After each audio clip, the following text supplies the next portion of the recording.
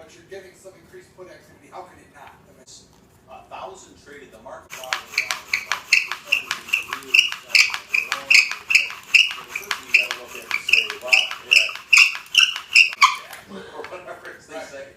You're trying to figure out what advantage to sell out their puts on a down move. and people ask us all this during corporation, and they clear every single option trade. They're not, it's smarter money. Now, really, the only way you can do it or get close to any knowledge is by using So we got about another minute here until TFNN joins us, and then we're going to dive into our league. It's one of my favorite lessons.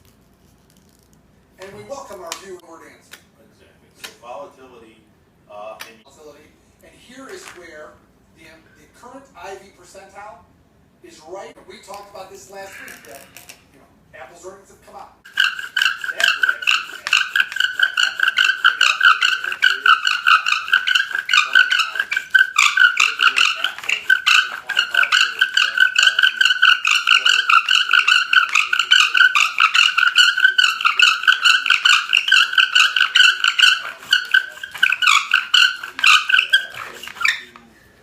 somewhat normalized. I don't like huge gaps between them, or if there are huge, I shouldn't say I don't like them. When I see huge gaps between implied volatility and historical volatility, I see it as an opportunity because they tend to be mean reverting over time. So now I try and figure out, is it that the stock is going to sit still for a while, which will lower the historical volatility, or is it that the options market, I believe, is underpricing what movement may happen over the next 30 days, which then leads me toward buying options or selling options if it's higher, whatever it may be. All that being said, it's really important that I understand that the nice thing is it's measuring the stock versus itself.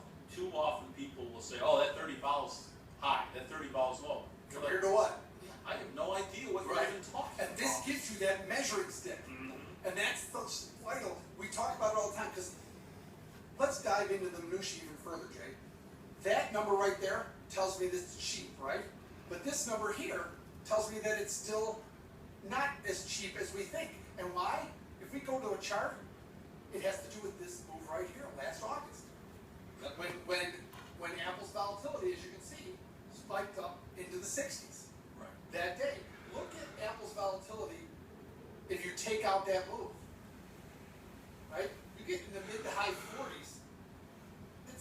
That's about as high as it gets over a long period of time, except for this right here. And that has skewed that short-term measurement of IV, and that's why when you see those numbers not the same or diverge from each other, you got to do a little more digging to find out. Well, and what I like about it is I truly believe it helps you make more intelligent decisions. Now, at the end of the day, everybody knows, on here, you're not going to make money on every trade, blah, blah, blah. It's a batting average. We say it all the time. But at least if you feel like you went in here with a good decision, in my opinion, good decision means good trade. And I know over time, those are going to work out if I'm making good decisions. So don't get yourself crazy. Just continue to make good decisions. And I talked about buying options here with a low IV. I know one of the things Kevin always, and Scott, and the whole gang in here on Swim Lessons always